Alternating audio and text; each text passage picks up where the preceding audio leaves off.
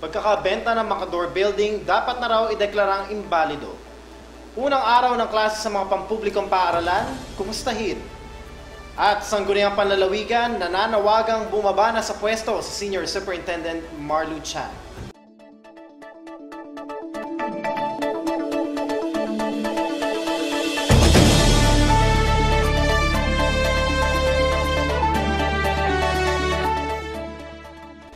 Masantos Yalabi. Ako si EJ Dangla. Hiniling ng Dagupan City Sangguniang Panlunsod o SP Secretary Ryan Ravanzo na ideklara ng Regional Trial Court o RTC na imbalido ang pagbebenta ng Macador Building noong Enero ng kasalukuyang taon. Ang petisyon ay kanyang inihain sa sala ni RTC Judge Jovito Samadan noong Biyernes, isang linggo matapos ideklara ng RTC na null and void ang resolusyon na nagbigay kapangyarihan kay Mayor Benjamin Lim na ibenta ang naturang gusali. Kinwestiyon ni Ravanzo ang pagpapatupad ng Resolution Number 6738-2012 sa isang kontrobersyal na sesyon ng SP noong April 20. Sinabi niya kung ang resolusyon ay idineklarang null and void, marapat lamang daw na ideklarang invalid ang pagbibenta ng Macador sa halagang 119 million pesos. Sa kabila nga ng temporary restraining order ng korte, ay bumuo pa rin si Lim ng Disposal Committee na nagbenta ng gusali sa AMB ALC Holdings and Management Corporation. Sa ngayon ay mayroon ng bangko sa ground floor ng Macador Building na kine-question rin dahil wala umano itong building o renovation permit at business permit. Samantala, isang konsehal sa Binalonan ang nakaligtas na paputukan siya ng riding in tandem noong Biyernes. Nakasakay si Councilor Oscar Evangelista sa kanyang Volkswagen Beetle at nagmamaneho sa National Highway bandang pasado alas 8 nang paputukan siya ng isa sa dalawang lalaking nakasakay sa motorsiklo. Nasugatan sa Evangelista sa kanang hita na agad namang ginamot sa Rural Health Unit ng bayan. Nakatakas naman ang dalawang suspect na nakasakay sa itim na motorsiklo na walang plate number. Si Evangelista ay tumakbong muli noong nakaraang eleksyon bilang isang independent candidate pero siya ay nabigo. Ngayong araw ay siguradong maagang gumising ang mga bata at kanilang mga magulang dahil nga sa pagbubukas ng klase. Marami nga ang naghanda para sa panibagong school year.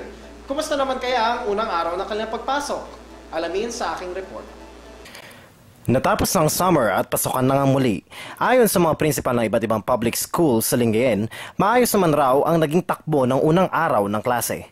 Sa Magsaysay Elementary School, hindi naman raw naging problema ang mga classroom. Ito ay sa kabila ng pagtaas ng bilang ng kanilang enrollees ngayong taon.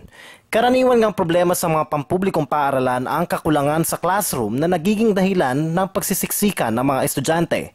Ang naging problema lang daw sa kanilang paaralan ay ang pag-iyak ng mga kindergarten pupil na ayaw mahiwalay sa kanilang mga nanay. We did not encounter any major problems, as they say, because we already prepared our school during the Brigada Escuela. Okay, what we only encountered are some sort of children crying, especially those kindergarten, and this is their first time to go to school. Patuloy naman raw ang pagdating ng late enrollees na karamihan ay galing sa mga private school. Sa Samson Bengzon Elementary School, maayos din daw ang unang araw ng pasukan ayon sa principal nito na si Jesus Carpio.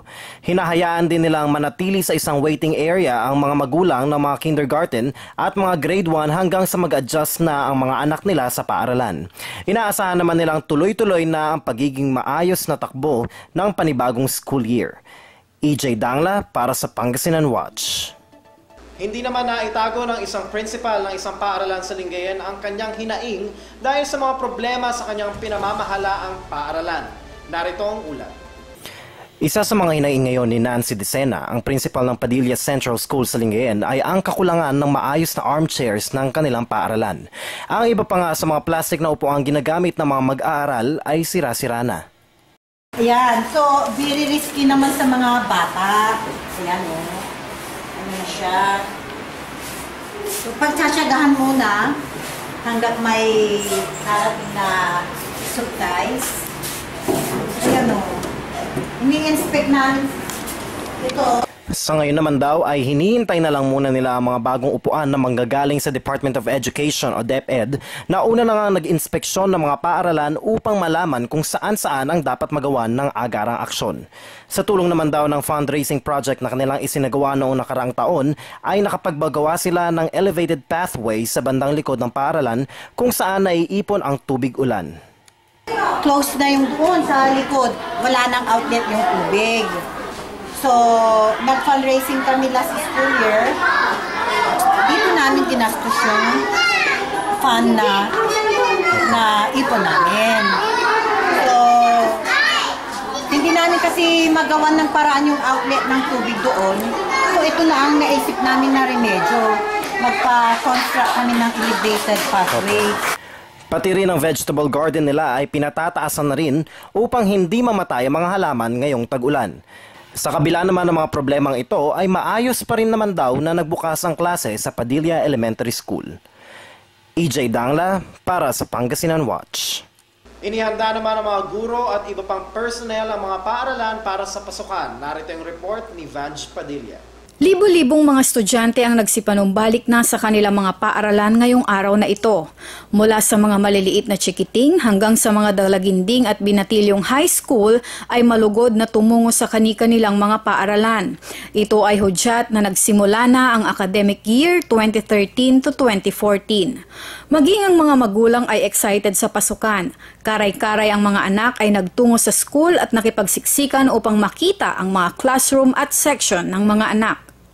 Ayon kay Dr. Denny Gafford, principal ng Lingayen Central School, wala naman masyadong problema sa unang araw ng eskwela. Slight lang naman ang mga problema kasi mga transferees na hindi nakapag-enroll nung previous weeks. Kinakausap ko na lang sila sa office para hindi na may madaistorbo yung mga regular na enrolled na yung last week. Ay okay lang kasi hindi mo naman matanggal na excited, overprotective. Kaya kanina na nag-monitor nga ako. Sabi ko, how long will it last na nandito kayo? They promised me na, Ma'am, maski isang linggo lang. Sabi ko, sige, okay ha. Sabi ko, I'm going to monitor every day. Sabi ko. Handang-handa naman daw umano ang mga guro, pati mga pasilidad ng paaralan sapagkat iniayos at inihanda na ito bago pa man dumating ang araw ng pasukan. Matatandaan na nung nakaraang linggo ay nagkaroon ng Brigada Eskwela kung saan tulong-tulong ang iba't ibang sektor upang iayos ang mga classroom na papasukan ng mga mag-aaral. Samantala, nagkaroon din ng mga orientation session sa bawat paaralan upang malaman ng mga bagong estudyante ang kani-kanilang mga section at classrooms.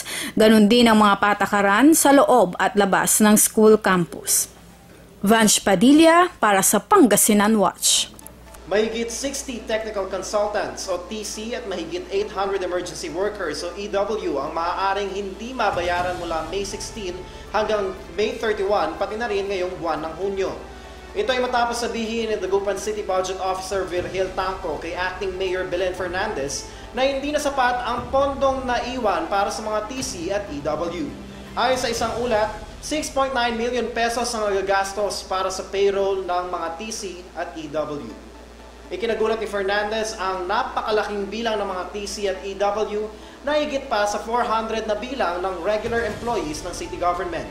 Napag-alamang pinakamaraming EW sa mayor's office kahit pa mayroon na itong 69 na TC. Sinabi ni Fernandez na hindi na magpapatuloy sa kanilang mga trabaho pagdating ng June 30 para makatipid. Ipinahayag naman ng Sangguniang Panlalawigan o SP ang kanilang kagustuhan na matanggal na sa pwesto si Provincial Police Officer in Charge Marlu Chan na pinaniniwala ang bias noong panahon ng halalan. Para sa kabuoang detalye, narito si Vange Padilla. Tumitindi ang kahilingan ng mga opisyal ng Pangasinan sa pagbaba sa pwesto ni PNP Provincial Director Marlu Chan. Sa isinagawang session ng Sangguniang Panlalawigan, nagpasa ng resolusyon si Board Member Alfonso Bince upang hilingin sa nakaupong PNP Director na lisanin ang pwesto sapagkat malinaw umano itong paglabag sa batas ng PNP ang kanyang sekretong pagkakatalaga bilang full-fledged PNP Director.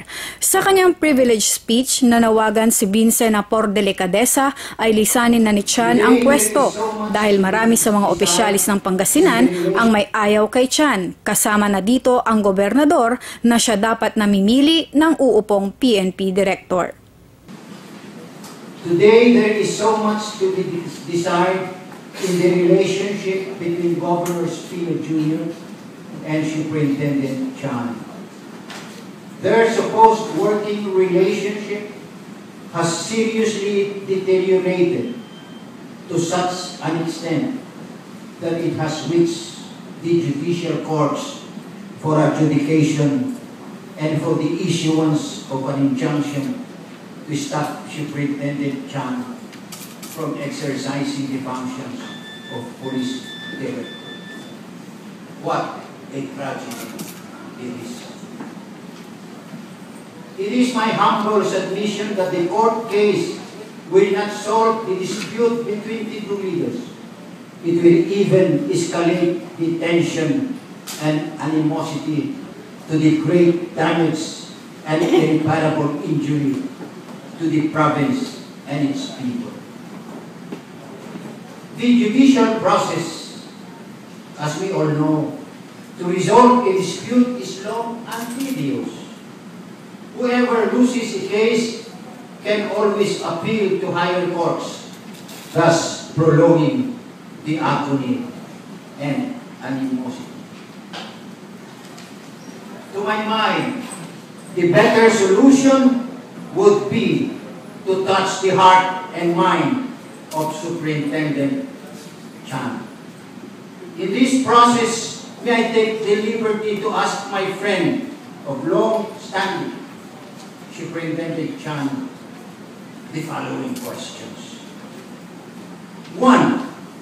Are you happy under the present situation where the governor, the members of the provincial board, and majority of the mayors question your capability, integrity, and impartiality in the exercise of your functions as police director and desire to change you, sir? 2. Will you honestly say that under the above circumstances, you can effectively perform your duties, sir? And finally, will you insist clinging to the post of police director, even if the regional trial court will rule against you in the case filed, sir?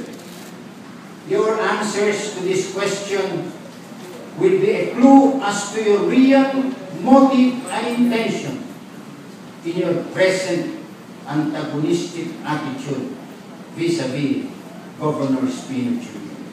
To end your conflict with Governor Espino is to step down peacefully as police director and for the governor to have this choice of a police director pursuant to law whom we can work unselfishly. Tinura naman ni Board Member Von Mark Mendoza na bakit pa kailangang himukin ng Provincial Director at hindi na lang ito ideklarang persona non grata sa lalawigan ng Pangasinan. Subalit ayon sa autor ng resolusyon na si Board Member Binse, ang kanyang resolusyon ay mapayapang apela sa PNP Provincial Director na magkusang umalis sa pwesto at isaalang-alang ang kapakanan ng nakararami. Vanch Badilla para sa Pangasinan Watch. At yan ang mga balitang aming nakalap sa patuloy na pagbabantay. Mga balitang hatid sa ngalan ng tapat na serbisyo at sa kaalaman ng karamihan. Mabilis, totoo at mapagkakatiwalaang impormasyon. Ako si EJ Dangla at ito ang Pangasinan Watch, ang mata ng publiko sa probinsya.